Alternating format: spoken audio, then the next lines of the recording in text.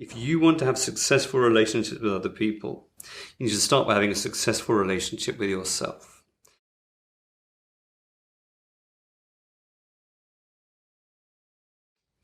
I think some people think that the way to develop their career is to go and change company. And so they, go from one company to another every 18 months, 2 years. And because they get frustrated that they can't bring themselves and all of their capabilities to the role, because we're complex. We have different drives, different skills, and most jobs we can't bring ourselves as fully as we'd like to the role. The problem is that I think when people say, I'm going to leave this company because, it doesn't fit all my, I can't bring myself to the role, it's not really me. The problem is that when you go to apply for other jobs, you go to this other job and say, oh, this is fantastic. This is going to be a great job. This is a great company and wonderful. And it's going to be amazing. And my current job sucks. My new job is going to be fantastic. And then, you go to the new job and say, hang on a minute. It's not quite as great as I thought, because there's always the question of, if there's a vacancy at this organization, why is there a vacancy?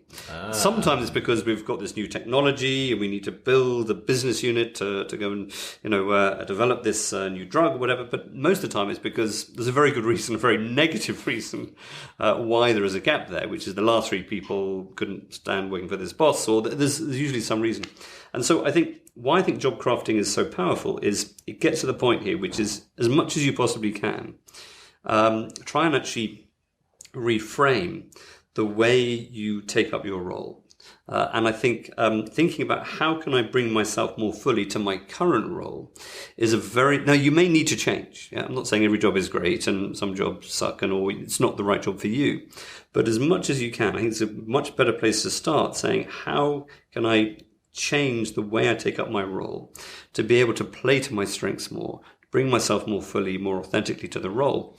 That is a much more powerful place to start. And a lot of the time, actually, you realize when you've moved jobs a few times that companies are companies. They have their strengths and their weaknesses, and there's not going to be a perfect job where just figure out your passion and then find the perfect job where that one to start to find passion you can do it. That's not how life works.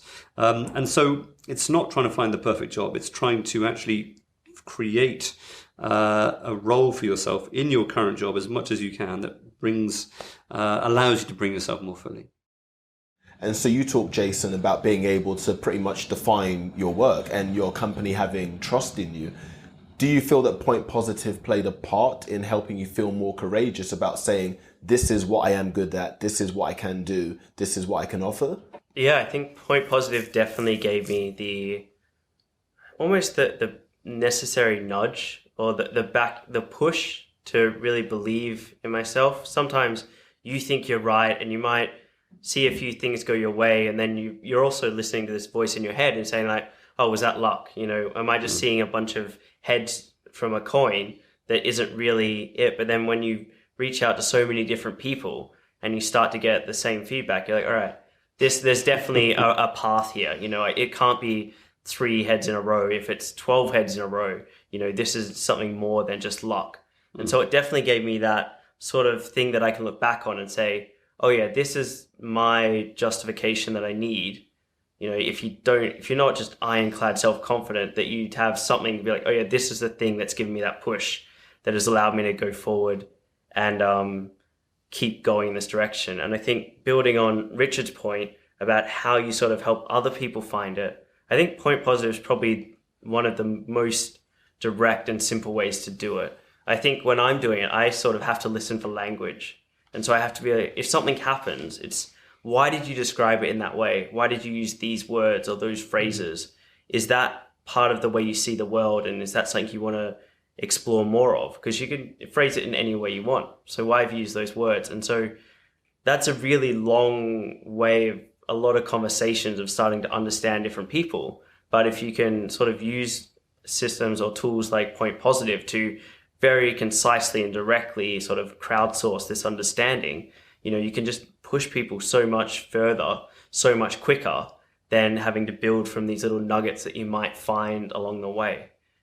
So you referenced this old idea of being a command and conquer, cascade things down. What happens to to the managers? What happens to the leaders who are still engaged in that mindset? There will always be some managers who have that sort of top-down, one-way approach, but I think increasingly what you see is that people don't want to follow them. So I think what you are seeing is that will increasingly, if organizations have a lot of that command and control approach, will be a competitive disadvantage. Not just in terms of attracting talent, but more importantly, retaining talent, as well as coming up with great ideas, because the fantasy that great ideas come from the executive suite is, I think, a fantasy that we can sort of put to rest. So great ideas often happen as far away as you can get from the C-suite. So I think it is important, and it's it's an important skill set, particularly for millennials, people entering the workplace today. I think they don't really want that kind of environment where sit down, shut up, do as you're told. It's not exactly motivating, and you got all these brilliantly educated young people entering organizations who just don't feel they can really make as much of a contribution as they want to. So I think there's all sorts of reasons, both from an organizational as well as an individual sort of creativity point about why this is, I think for me, an exciting trend.